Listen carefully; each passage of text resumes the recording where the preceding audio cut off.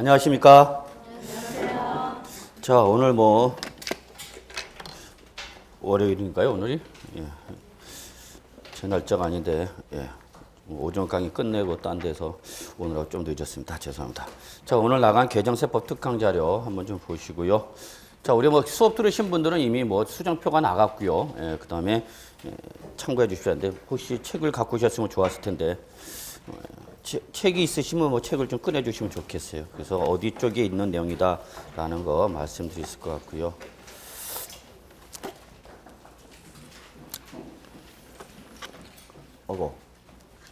네, 그렇죠. 책은 아카에 있으니까 뭐 항상 준비되어 있죠. 자, 이미 뭐 수업을 들으신 분은 잘 아시다시피 우리 세법은 매년 개정됩니다 그랬죠. 네, 그래서 세법은 매년 개정돼서 역시 올해도 예년과 변함없이 개정됐네요. 그래서 뭐 잠깐 보시면은 2012년 12월 15일자로 국세와 관련된 법률이 개정됐습니다. 법률. 여기에 우리 시험 범위에 해당하는 것이 바로 뭐죠, 여러분? 소득세법. 그 다음에 시험 범위는 아니지만 공인중개사로서 또 좀 재산이 있다 하시는 분들은 관심 갖는 세법이 뭐예요, 여러분? 전혀 관심 없죠. 상속세 및 증여세법이 개정됐어요. 역시 뭐 엄청 개정이 됐는데 그 중에서 오늘은 좀 여기서 평소에는 설명드릴 수 없는 부분이지만 여러분이 꼭 알아두면은 좋은 내용, 그것만 좀 엑기스처럼 뽑아갖고 말씀드리고자 합니다. 그래서 어쨌거나 12월 15일자로 국세와 관련된 법률, 특히 뭐 우리 시험범위에 해당하는 것이 바로 뭐죠, 여러분? 소득세법이죠. 그 다음에 상속세, 증여세법은 시험범위는 아니지만 누구나 한 번은 반드시 경험할 수밖에 없는 것이고요. 그래서 그에 대해서 부과되는 세금 중에서 여러분이 좀 알아야 할 것. 그래서 저는 개인적으로 상당히 많이 여기다가 관심을 갖는 사람 중에 한 사람입니다. 어떻게 하든지 상속과 증여는 여러분한테 세부 부담이 줄어들 수도 있는 수단이 될 수도 있고요. 그래서 좀 잘 정리해 둘 필요가 있고, 특히 실무에 계신 분들 또는 실무에 종사하고자 하시는 분들은 우리 요 상속세 및 증여세법도 좀 잘 연구해 두시기 바라겠습니다. 자, 그 다음에 2015년 12월 29일자로 지방세와 관련된 법률이 개정됐습니다. 법률이 개정됐고요. 그 다음에 2015년 역시 12월 31일자로 요 지방세 법의 하위 법률이 뭐 여러분? 시행령 이런 것이 역시 개정되었습니다. 그러면 오늘 현재, 오늘이 며칠이죠? 1월? 오늘 며칠? 1월 18일 현재 요 국세와 관련된 시행령은 아직 개정이 안 됐습니다. 개정은 안 됐어요. 그래서 여기 이제 시행령 개정에 따른 후속 조치가 필요합니다. 그런데 아마 일단은 여러분이 오늘 나간 특수 프린트에는 이것을 안으로 일단 반영했습니다. 그래서 나중에 실제 시행령이 개정됐을 때에 당초 정부가 발표한 안과 시행령의 차이가 발생한 것은 불가피하게 수정표가 나갈 겁니다. 아마. 그래서 실제 여러분 기본세는 요게 반영이 됐습니다. 나름대로는 하여튼 여러분한테 조금이라도 수고를 덜 드리기 위해서 일단 정부에서 발표한 안을 가지고 여러분 기본소에 반영이 되어 있는데 실제 개정되는 과정에서 차이가 발생할 수가 있습니다. 그래서 우리 수정표 나간 것이 이렇게 개정하는 과정에서 차이가 발생한 부분에 대해서 수정표가 나갔죠. 그래서 일단은 오늘 현재 여기까지가, 즉 지방세는 다 개정됐다라고 보시면 되겠고요. 국세 중에서 법률만 개정됐고 아직 시행령 개정됐다 안 됐다? 안 됐다. 그래서 제가 볼 때는 아마 1월 말이나 늦어도 2월 중순 이내에 개정되지 않을까. 근데 올해는 이렇게 개정 속도가 좀 빠릅니다. 작년 같은 경우는 12월 31일자나 1월 1일자로 개정된데 올해는 이렇게 연중에 개정이 됐네요. 자, 일단은 여러분 오늘 나간 프린트 보시면은요.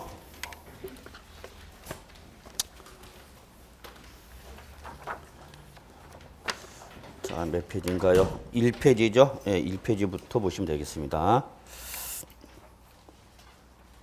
자, 1페이지. 제일 먼저 용어의 변경이 있죠, 여러분? 자, 일단 시험과는 관련이 없어요. 시험에는 출제될 가능성이 없습니다. X, 시험과는 출제될 가능성은 없어요. 뭐 실무에 계신 분도 그렇게 크게 뭐 중요한 내용은 아닙니다. 다만 지방세 기본법에서 지방세 기본법이나 지방세 관계법에서 열거되는 어떤 법률 용어를 규정하고 있는데 그 중에서 체납액이 바뀌었습니다. 그래서 뭐 실제 범위가 달라진 건 아니고 그 체납액에 대한 정의를 뭐 명확히 했다라고 보시면 되겠어요. 그래서 체납액이란 올해 개정된 거 보면 체납이 뭐예요, 여러분? 글자 그대로 납부가 연체된 세금을 말하는 겁니다. 그 체납된 지방세와 가산금 그리고 체납처분비를 말한다. 그냥 가볍게 보시면 되겠네요, 여러분. 근데 여러분 우리 거기서 잠깐 한번 주의할 게 있죠. 가산세는 안 보이네요. 가산세. 지방세와 뭐 여러분? 가산세, 가산금인데 가산세는 안 보이네요. 가산세 어디 갔어요? 자, 가산세는 당의 세목에 포함된다고 그랬죠, 여러분. 그렇기 때문에 예를 들어서 취득세를 신고해야 되는데 취득세를 신고 안 해서 그럼 뭐가 부과되는 거죠, 여러분? 취득세 신고 불성실 가산세 부과되겠죠. 그럼 그 불성실 가산세는 어디에 포함한다? 해당 세목에 포함한다. 요거는 꼭 알고 계셔야 돼요. 시험에 중요한 거예요. 그래서 가산세는 해당 세목에 포함한다. 그러나 가산금은 해당 세목에 포함한다, 포함하지 않는다. 포함하지 아니한다 그런 얘기예요. 그러면 취득세에 대해서 가산세 부과됐다. 양도소득세에서 가산세 부과됐다. 그러면 그 부과된 가산세는 취득세, 양도소득세와 별개가 아니라 어디에? 취득세 또는 어디에? 양도소득세에 포함하라는 얘기죠. 그러니까 거기에 포함되는 겁니다. 그래서 가산세는 별도로 나와 있어, 안 나와 있어? 안 나와 있어. 그 지방세라는 당의 세목이 어떻게 되는가? 포함되어 있는 것이 되겠습니다. 그 다음에 체납처분비. 자, 체납처분비는 그냥 부담 없이 들으세요. 자, 이렇게 납세를 고지해서 그 납부 기한까지 납부를 안 하면 뭐가 부과되죠, 여러분? 가산금. 그러면 그때 가산금에 대해서 다시 쭉 나가면서 이제 뭐라 하냐? 독촉을 합니다. 그냥 편안하게 들으세요. 자, 이렇게 해볼까요, 여러분? 자, 7월 31일 날 요 날이 뭐 재산세 건물분 납부 기한이 되는 거죠. 그럼 이때까지 뭐 해줘야 되는 거죠, 여러분? 납부를 해줘야 되는 거죠. 근데 납부를 했다, 안 했다? 안 했다. 그럼 이때 부과되는 게 뭐죠, 여러분?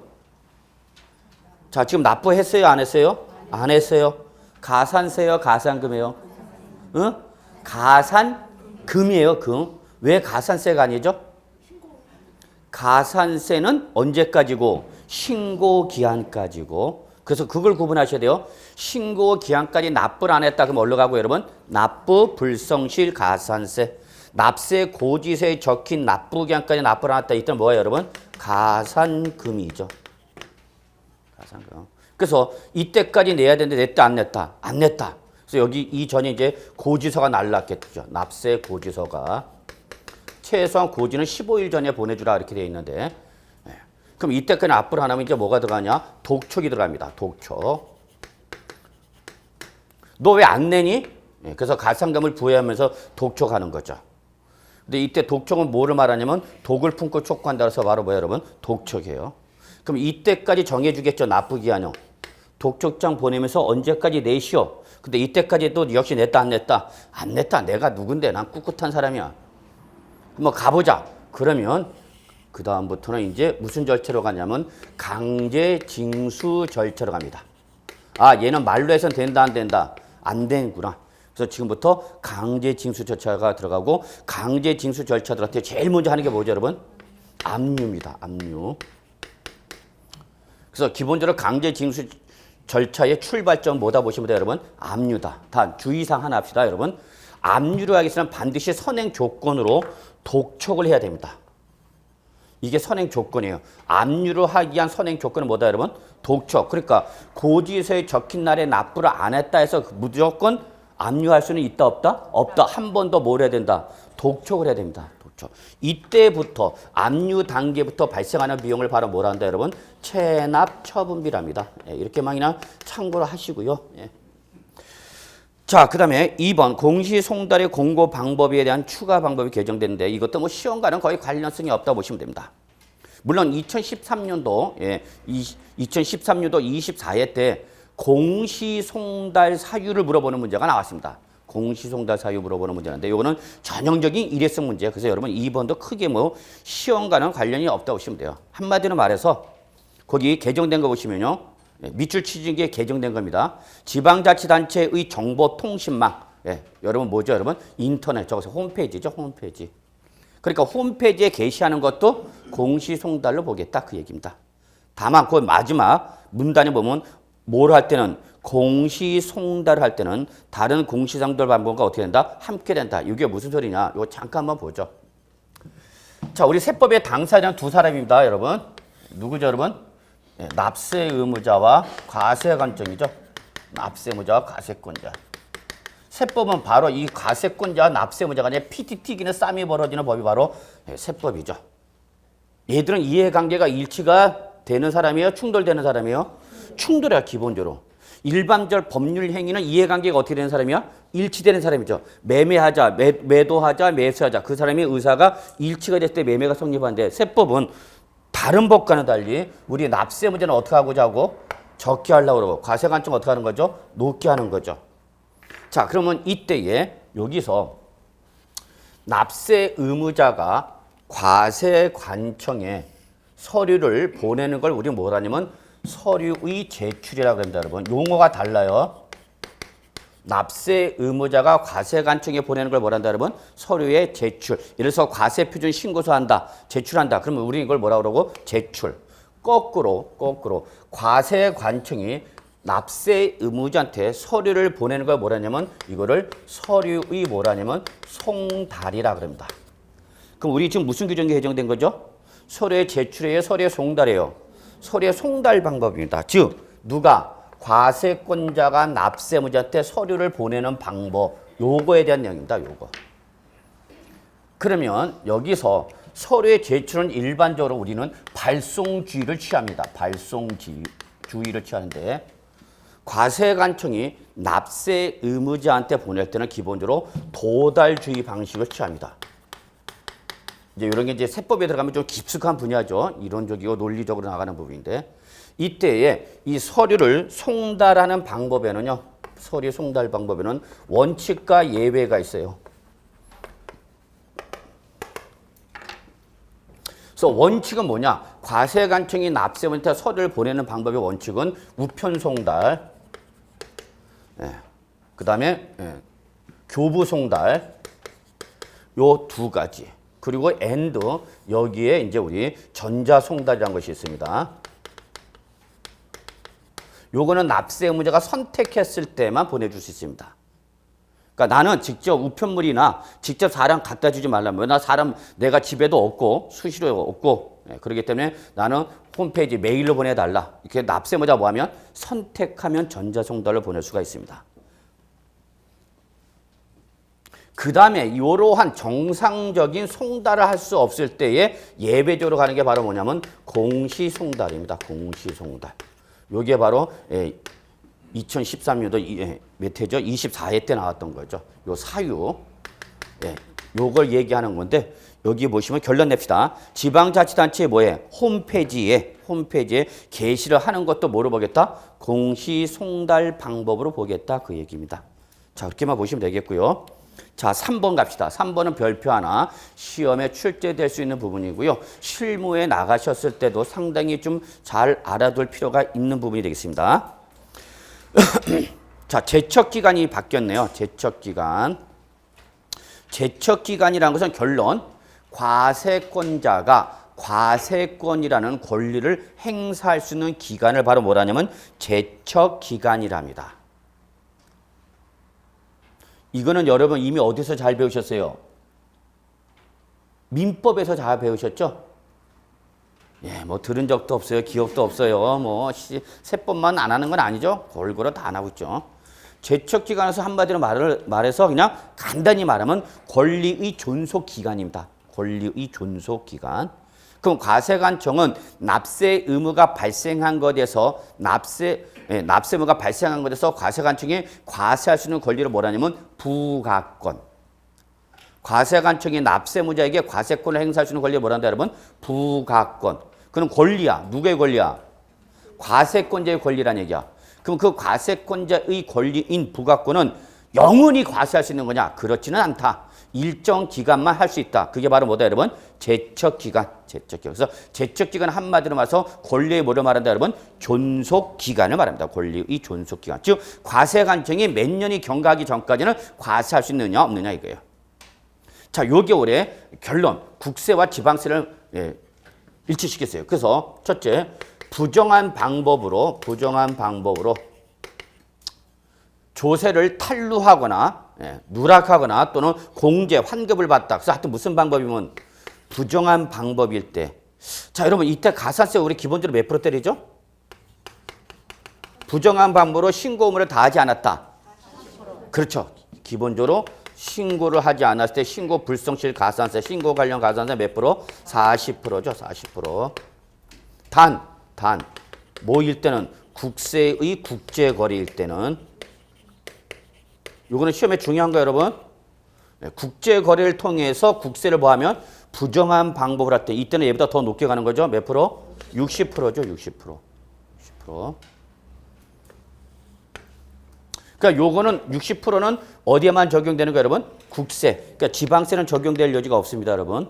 그러면 우리 공인중개사 업무와 관련된 대표적인 것이 바로 뭐다, 여러분? 여기에 해당하는 것이 우리 공인중개사 업무와 관련된 대표적인 부정 방법이 뭐랬어요, 여러분? 다운계약서, 업계약서도 뭐 이중계약서. 이걸 우리 세법에서는 뭐라면 거짓 문서라 합니다. 세법에서는 다운계약서, 업계약서 이런 말 없어. 세법에는 이중계약서도 없고 거짓 문서. 거짓 문서. 요거를 우리 이중계약서, 허위계약서죠. 그러니까 요거는 공인중개사 업무와 직방으로 관련된 거죠. 공인중개사 대출서 못 쓰거나 업 또는 다운계약서 쓰면 그건 우리 세법상 무슨 행위야, 여러분? 부정행위죠. 그 다음에 단순 무신고일 때는 단순 신고를 하지 않았다면 몇 프로죠, 여러분? 20%죠, 20%. 그러니까 법정 신고 기한 내에 신고를 안 하면죠. 이건 다 언제 때를 기준하는 거예요, 여러분? 무신고라는 것은 법정 신고 기한이죠, 여러분? 법정 신고 기한을 기준으로 해서 신고 자체를 했다, 안 했다? 안 했다. 몇 프로, 여러분? 20%. 신고는 했는데 세법을 잘 몰라서 신고하는 과정에서 뭐 했어요, 여러분? 적게 신고했어. 무슨 신고? 과소신고. 얘하고 성격이 같아요, 달라요? 달라요, 여러분. 일단 여러분이 구분할 거. 얘는 신고 자체를 했어, 안 했어? 안 한 겁니다, 여러분. 근데 과소신고는 했어요, 안 했어요? 했습니다. 그래서 얘는 죄질이 그래도 한다고는 했는데 틀렸다는 얘기죠. 어떻게 틀린가? 많이, 적게? 적게입니다. 많이 했을 수도 있죠, 여러분. 그러면 과세관청은 말려, 안 말려? 안 말린다 해서 과세관청은 기본적으로 무슨 심포? 놀부심포. 더 내는 건 안 말립니다, 여러분. 그래서 이때는 몇 프로죠? 10%죠. 그러면 이에 대한 제척기간은 어떻게 할 거냐 그 얘기입니다. 제척기간. 이때 국세나 지방세는 기본적으로 10년입니다. 10년. 즉 다른 말로 말하면 업계약서, 다운계약서에서 예를 들어서 다운계약서에서 취득세나 양도소득세를 적게 신고했다. 그러면 그것에 대해서 과세관청은 몇 년이 지나기 전까지는 10년이 지나기 전까지는 과세할 수 있다, 없다? 있다. 단 여기 있다. 단 상속세, 증여세는 제외합니다. 왜냐면 얘들은 더 길어요. 기본이 얘는 15년이에요. 15년. 얘는 끝까지 가겠다는 얘기예요, 여러분. 재산이 많은 사람이 상속세 탈루 누락하거나 또는 타인 명의로 놓다가 일정한 금액 이상이 되는 재산을 다른 사람 명의로 했다가 발견됐다. 그러면 그것을 안 날로부터 1년 이내까지 과세할 수 있어요. 그럼 그것을 안 날, 누가 아는 날? 과세관청이 알으면 그날로부터 1년에. 그러니까 그게 언제 알았는지는 제한이 없어요. 그러니까 한마디로 말해서 상속세, 증여세는 끝까지 가겠다는 얘기입니다. 그런데 그거를 제외한 일반적 지방세나 국세일 때는 기본적으로 몇 년이다, 여러분? 10년이다, 그입니다. 자, 여기서 이제 여기에 개정된 거예요. 지방세는 신고를 하지 않았을 때도 5년이었어요, 5년. 물론 국세는 몇 년이냐? 7년이었어요, 7년. 요거를 한마디로 말해서 7년으로 바꾸겠다 그 얘기입니다. 그래서 거기 보시면은 지방세 맨 밑에 지방세 현행 규정 그 밖에 5년이 있죠, 여러분. 현행 그 밖의 경우 몇 년? 5년. 여기 있어요. 그래서 지방세일 때는 신고 납부 세목이나 보통 징수 세목이나 관계없이 5년인데 올해부터는 요거를 몇 년으로? 7년. 그래서 거기 개정 이유 좀 보시기 바랍니다. 개정 이유. 자, 개정해 보시면 자, 밑줄 칩니다. 이게 결론이죠. 신고 납부 세목의 제척 기간은 몇 년? 여러분 7년. 적으세요. 뭐죠, 여러분? 대표적인 것이 요 신고 납부하는 지방세, 저세, 취득세, 등록 면허세. 얘들에 대한 제척 기간은 5년에서 몇 년으로? 7년으로 바꿨다 그 얘기입니다. 길어진 거예요? 짧아진 거예요? 길어진 거야. 우리한테는 결코 좋은 건 아니야. 납세무자는. 그 다음에 밑줄 부가징수세목의 부가제척기간. 요거는 보통 징수세목을 말하죠. 여러분. 재산세, 지역, 자원실세. 요거는 과세권자가 세액을 고지해서 징수하는 방법일 때 제척기간은 몇 년이고? 5년. 신고납부세목은 이제 5년에서 몇 년을 바뀌었다 그러면 7년. 그래서 뭐와 똑같이 맞춰놨다? 국세와 똑같이 맞춰놨다는 얘기예요. 과소 신고할 때는 몇 년이냐? 5년. 요거는 똑같네요. 그 다음에 거기 개정에 보시면은 자, 한번 같이 보죠. 개정 규정.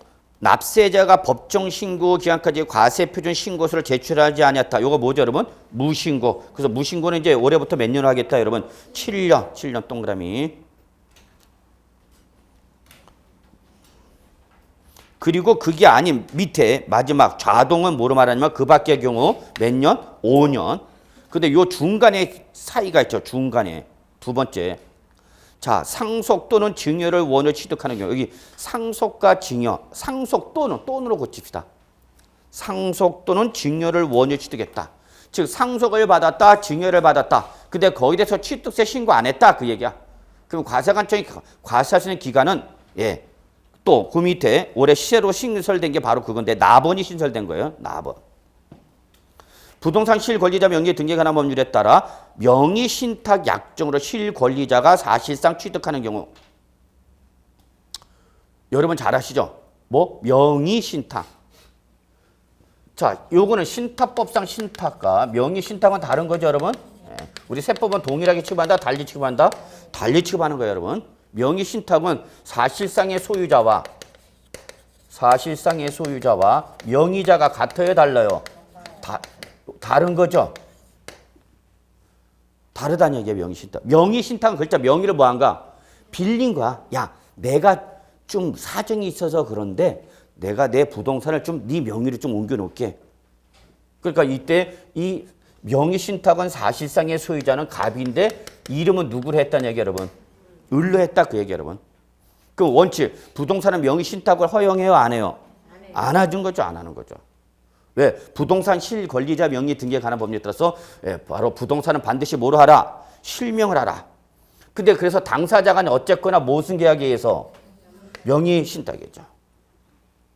요 명의신탁은 대외적으로는 나타나고 안 나타나고? 안 나타나는 거죠. 안 나타납니다. 그리고 누구 간에만? 당사자 간에만이죠. 당사자 간에만.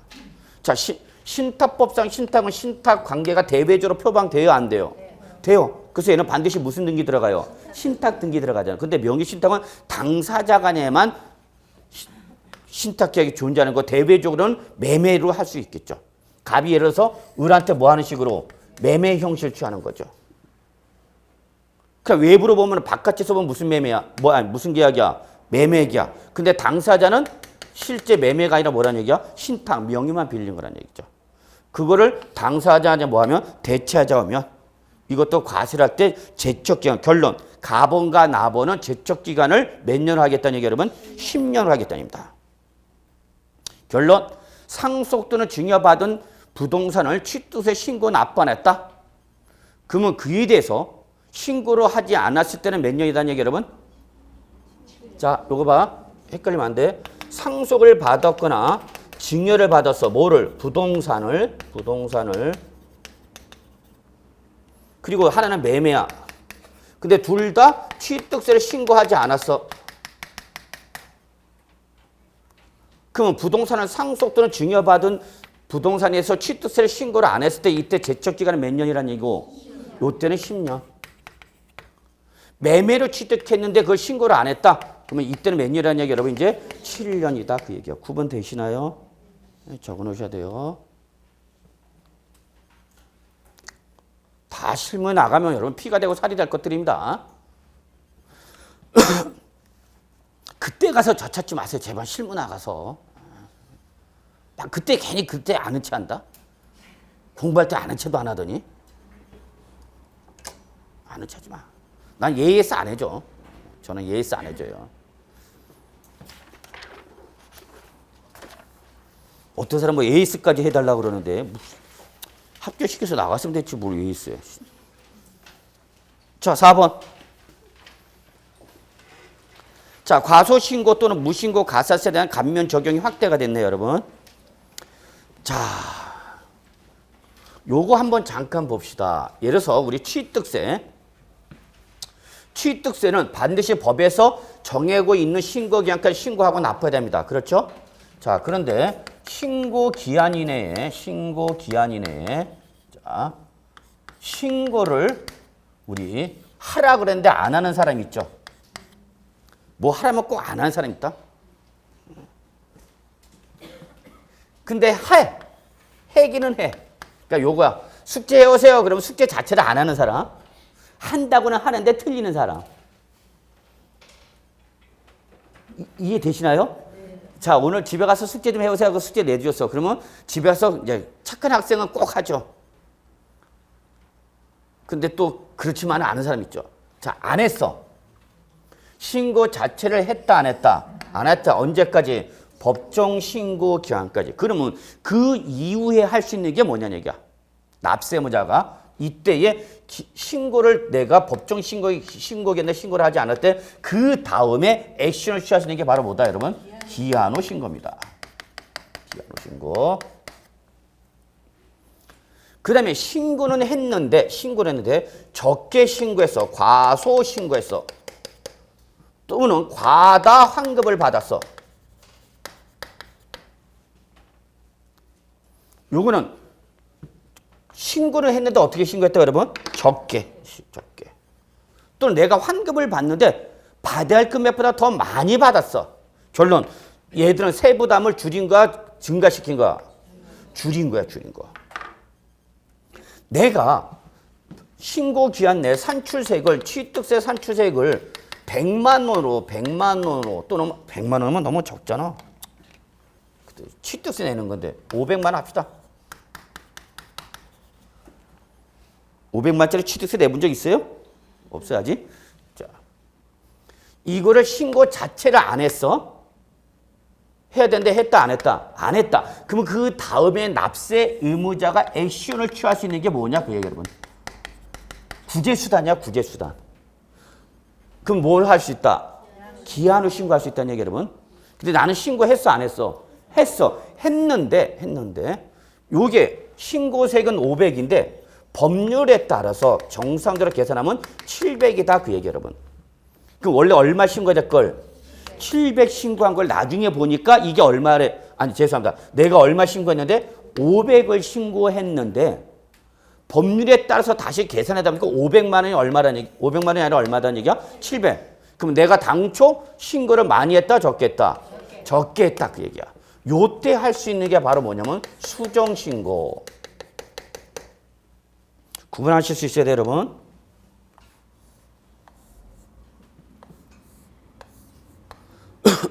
다 시험에 나왔던 것들이죠. 요거는 일회성 문제. 신고는 한다고 했는데 나는 얼라리 많이 했어. 과다 신고했어. 또는 환급 받아야 할 금액보다 적게 환급 받았어. 과소 환급을 했어. 그러면 이거는 거꾸로 세부담을 내가 어떻게 했다는 얘기 여러분? 많이 했다는 얘기야. 알고 보니까 법률에 따라서 신고해야 할 금액이 300이래 300. 법률에 따르면 얼마 할걸? 300만 원 하면 되는 걸 나는 얼마를 했다는 얘기야? 500 했다는 얘기죠. 무슨 신고했어요 여러분? 많이 신고한 거죠. 돌려받아야 돼 안 받아야 돼? 자 제가 그랬죠 여러분. 과세관청은 지가 받을 건 끝까지 쫓아다니면서 받는다 그랬어. 근데 많이 받은 건 돌려준다 안 돌려준다? 안 돌려줘. 자발적으로 절대 안 돌려줘요. 내가 적게 나오면 자기가 쫓아다니는데 내가 많이 내면 많이 냈다고 나한테 쫓아서 주는 게 없어. 그래서 제가 뭐랬어요 여러분? 놀부심부를 했죠. 이때 할 수 있는 게 뭐예요 여러분? 이게 바로 경정청구가 되겠습니다. 자 구분합시다.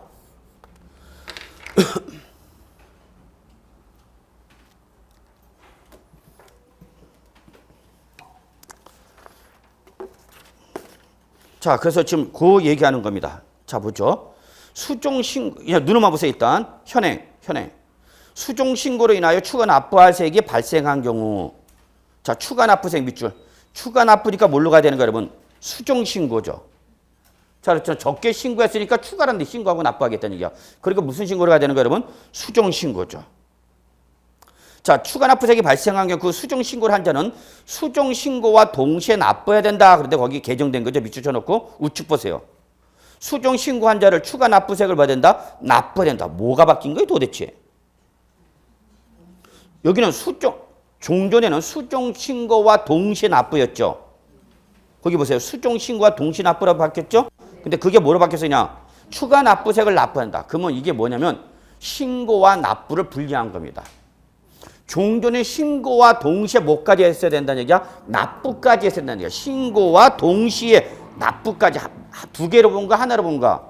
하나. 근데 제가 그랬죠, 여러분. 항상 신고와 납부는 뭐라? 별개다 그랬어요. 신고 납부. 그래서 납부하면 된다. 그렇게 놨어요.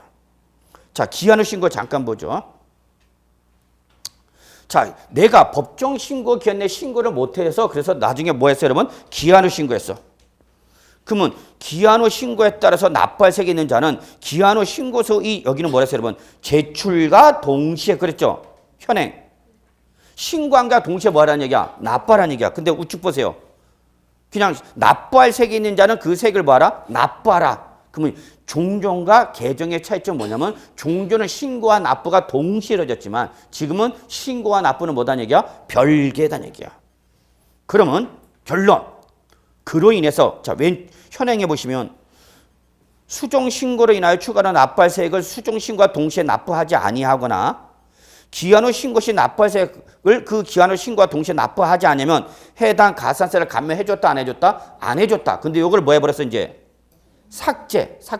그러면서 신고와 납부를 분리했기 때문에 결론. 개정 이유 보세요. 이게 결론이야. 개정 이유. 수종신고나 기한 후 밑줄 뭐만 하고? 신고만 하고 뭐는 하지 않았어도 납부하지 않았어도 뭐는 해준다? 가산세 감면해 주겠다 그 얘기입니다. 즉 종전에는 작년까지는 지방세는 신고만 하는 것이 아니라 신고와 동시에 뭐까지 할 때만 납부까지 할 때만 감면해 주는데 올해부터는 뭐만 해주기만 하면 신고만 해주면 일단 납부 여부와는 관계없이 가산세 뭐가 준다? 감면해 준다. 그리고 옆에다 적으세요. 그래서 국세와 똑같아졌어요. 국세 동일. 실제 국세는 요게 재작년에 바뀌었어요, 여러분. 항상 세법은 국세가 먼저 바뀌면 그 다음에가 지방세가 쫓아옵니다. 그래서 지방세는 주로 국세를 맞추다 보니까 항상 지방세는 한 발 늦어요. 그래서 결론.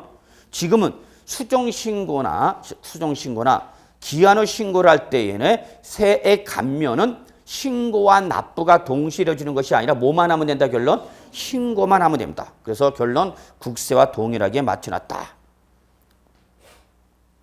그러면 거기 자, 가산세 감면해 준다고 그러는데 자 여기 보세요. 자 수종신고라는 것은 수종신고는 내가 뭐 했을 때? 적게 했을 때 그때는 내가 언제까지 할 수 있나? 제척기간이 만료되기 전이면서 엔드 과세권자의 납세 고지가 있기 전이면 납세 고지 전까지는 언제든지 납세무자 뭐 할 수 있다 여러분? 수종 신고할 수 있습니다. 제척기간이 만료되면 게임은 끝난 거야. 제척기간이 만료가 되면 더 이상 과세관청은 과세권이 없어졌어. 과세할 수 있어 없어? 없어. 그래서 첫째 제척기간이 만료되기 전 만료 전이란 말을 빼놨네. 만료 전이면서 아직 과세관청이 뭐를 보지 않았다?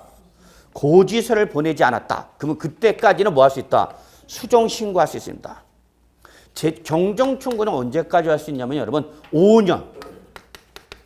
그러니까 나쁜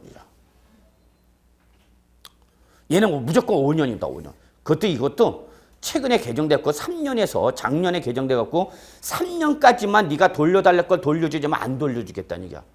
지들은 최소 몇 년까지 했는데 기본이 5년이었죠. 제척기간 기본이 몇 년이야? 5년. 근데 예전에는 경정청구 지가 돌려주는 건 몇 년까지만 청구하게 했다가 3년. 그러다가 이제 조세 저항이 거해지니까 왜 니네가 받을 건 5년이나 해놓고 우리가 돌려달라는 건 3년밖에 못을 받냐. 그래갖고 요게 작년에 개정됐어요. 몇 년으로? 5년으로. 그래서 기본 제척기간과 맞춰준 거죠. 근데 얘는 제척기간이 만료되기 전이면서 납세 고지 전까지는 뭐 할 수 있다 그러면 수정신고. 얘는 무조건 몇 년? 5년. 그러면 이때 요 수정신고를 할 때에 당초 신고 기한으로부터 6월 이내에 그 다음에 1년 이내에 그 다음에 2년 이내에 해줄 때에 가산세를 감면해 줍니다.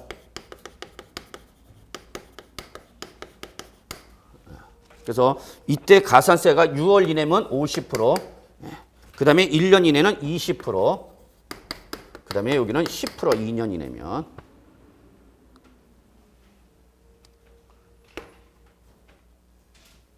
자, 그 다음에 기한 후 신고는 법정 신고 기한까지 신고 자체를 했어요? 안 했어요?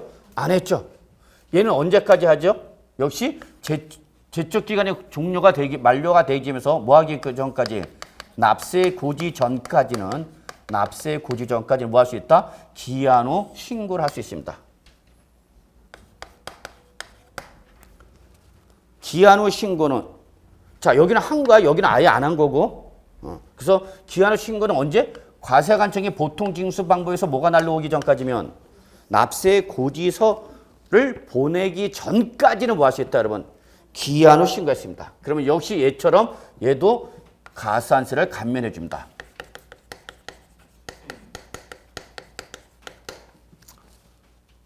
그래서 신고 기한으로부터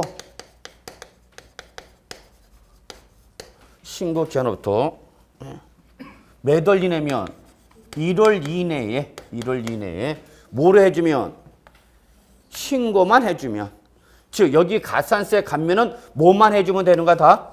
신고만 하면 돼. 납부와는 관련이 있다 없다? 없다. 그럼 관련이죠.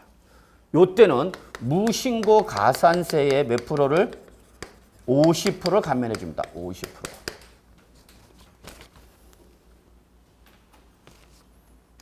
그래서 지방세는 여기까지밖에 없어요. 그러니까 당초 기한은 늦었지만 그래도 아직 고지서가 오기 전까지는 뭐 할 수 있다 여러분? 기한 후 신고를 할 수 있는데 어차피 기한 후 신고할 거 몇 개월 이내 해주면 1개월 이내 해주면 무신고 가산세입니다. 과소신고 가산세는 적용될 여지가 없어요 여러분. 왜냐면 과소신고는 신고를 한 거니까. 얘는 어디로 간다 그래서 수정신고야. 기한 후 신고는 어떨 때만? 신고 자체를 하지 아니했을 때만 하는 거야 여러분. 그런데 신고를 몇 개월 이내 해주면 1개월 이내 해주면 무신고 가산세 몇 프로를? 50% 깎아주겠다는 얘기 여러분. 그럼 무신고 가산세 몇 프로죠 여러분? 20%죠. 여기 써놨을 텐데 어디? 안 써놨나? 여기 있네. 단순 무신고일 때 무신고 가산세 몇 프로 때리는데 20%. 그런데 이렇게 합시다. 제가 오늘 며칠이죠? 1월 18일 날 내가 부동산을 취득했어요. 1월 18일 취득했어요. 그러면 이 취득에 따라서 며칠 이내면서 60일 이내이면서 and 언제까지? 등기를 하기 전까지죠. 등기를 하기 전까지 신고 납부해야 돼요, 여러분. 원칙은 취득일로부터 며칠 이내인데 60일 이내만 해주면 되는데 그 전에 내가 지금 이전 등기를 하고자 한다면 60일이 아니라 언제 뭐 하기 전까지? 등기 전까지 신고하고 납부된단 말이야. 이해하세요? 자, 근데 중요할 게 있어요, 여러분. 자꾸 여러분 신고와 납부는 하나야, 별개야? 별개야, 여러분.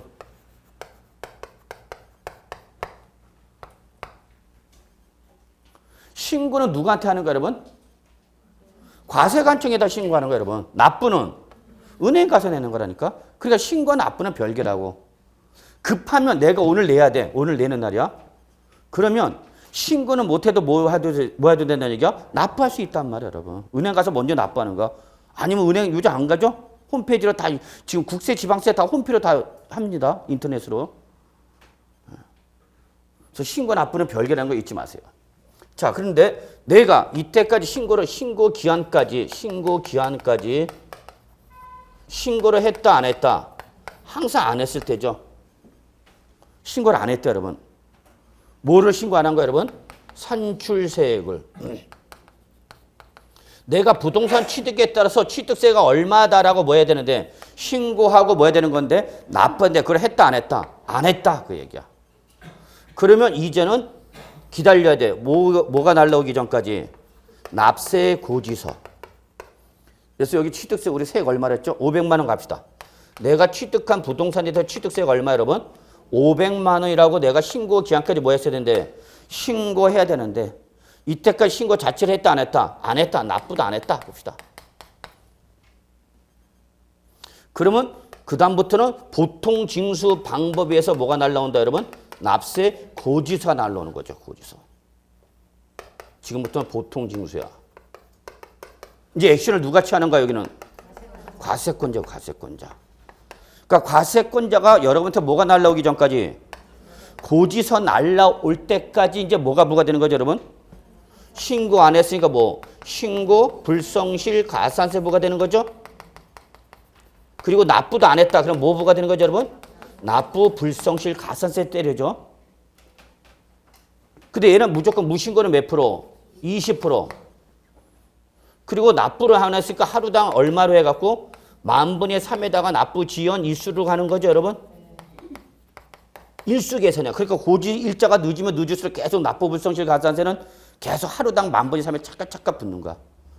그래서 여기다는 고지서는 요 산출세액에다가 뭐를 더해서 가산세를 더한 금액을 여러분한테 뭘 보내주는 거야, 여러분? 고지서 보내준단 말이야. 그럼 이게 늦어지면 늦어질수록 계속 가산세가 붙는 거죠, 여러분.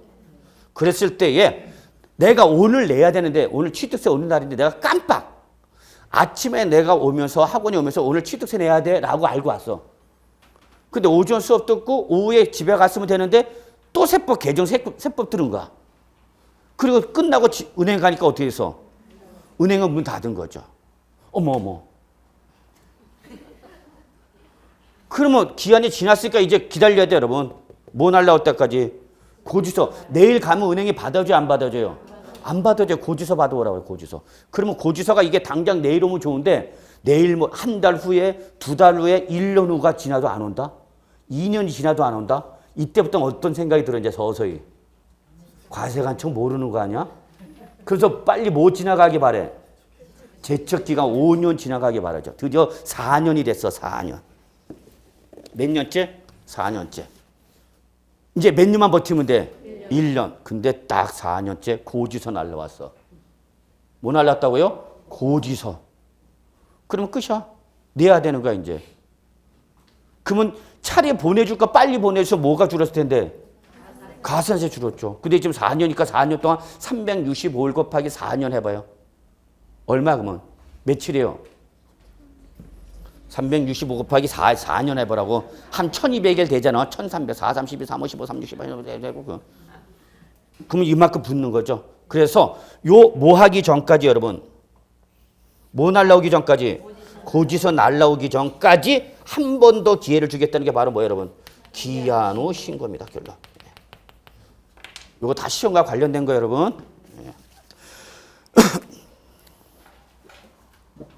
그래서 결론, 이런 가산세 감면해 줄 때 종전에는 신고는 물론 모두 해야만 납부도 해야 되지만 지금 뭐만 해주면 신고만 해주면 감면해 준다 안 해준다? 해준다 그 얘기예요. 결론. 자, 그 다음에 5번 보세요. 무신고 가산세와 가소신고 가산세 산출 근거가 있죠, 여러분. 기본서 책 페이지를 말씀드린다고 했다가 그냥 가네. 그냥 갑시다.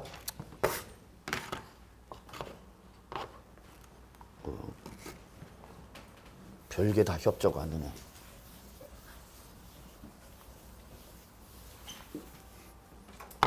학기로 날 땐 붙어 있더구만.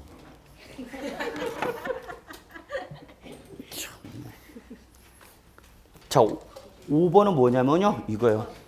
5번. 5번이 5번? 응?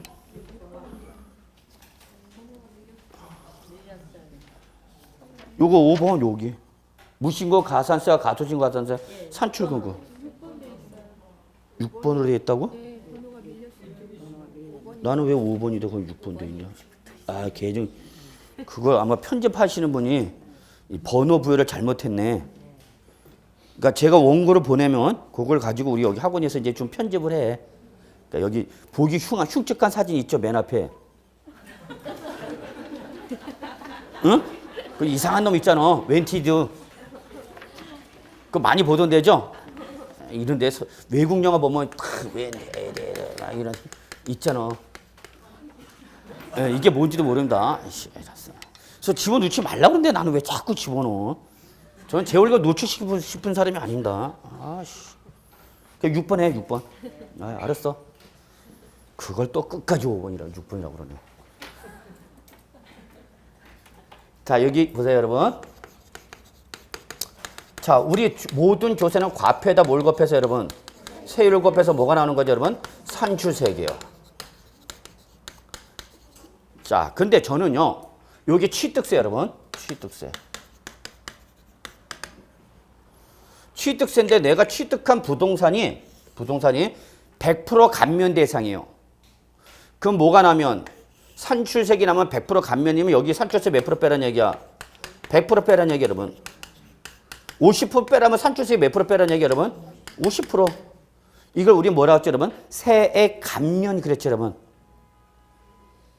뭐 들은 사람이나 안 들은 사람 차이는 없어. 산출세계 일정한 비율로 차감하는 걸 뭐라 했어요 여러분? 세액 감면. 산출세에서 일정한 금액으로 차감하는 걸 뭐라 했어요 여러분?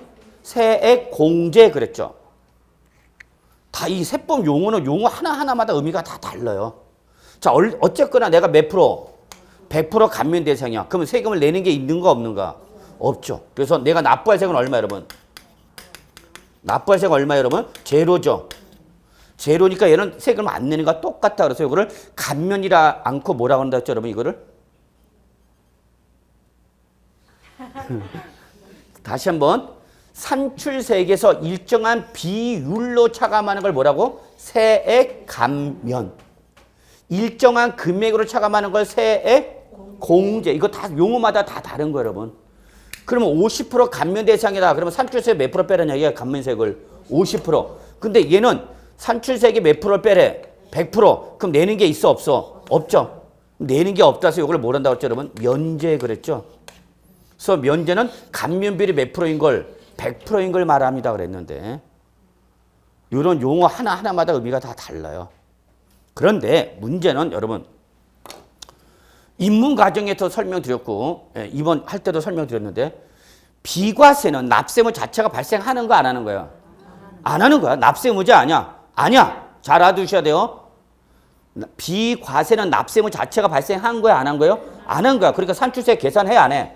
안 해. 신고 납부해 안 해? 안 해. 의무 자체가 발생하는 거니까. 그런데 뭐는 감면이나 면제는 납세 의무가 발생해서 반드시 뭐라 해야 되고 세액을 계산해서 그 계산된 세액을 반드시 뭐야 돼요 여러분? 신고하고 납부해야 됩니다.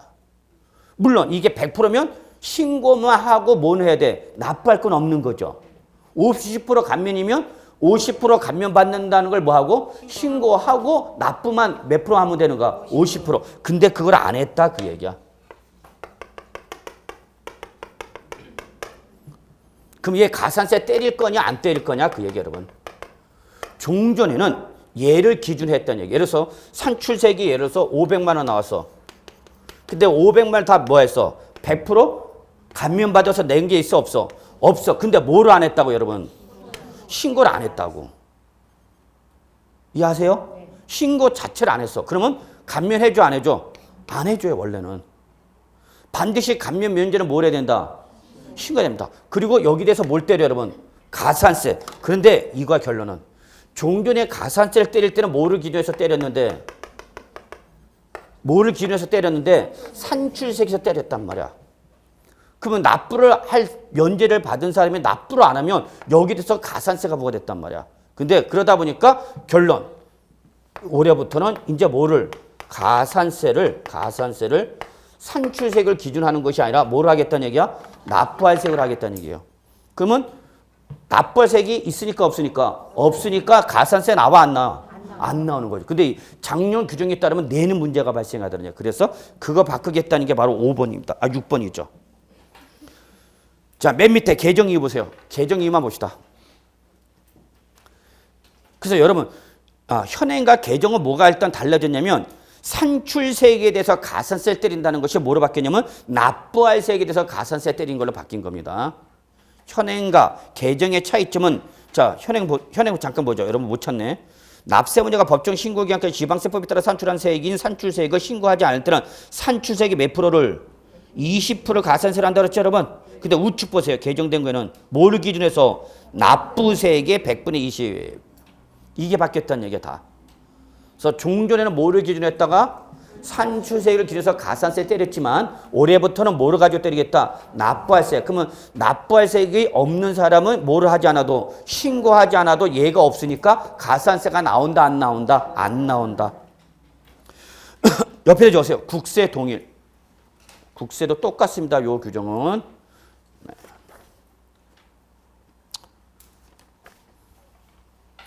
자, 그래서 다음 페이지 보시면 앞으로는 다음 페이지 결국 결론이 이거야, 여러분. 밑줄 6페이지 다음 페이지 맨 위.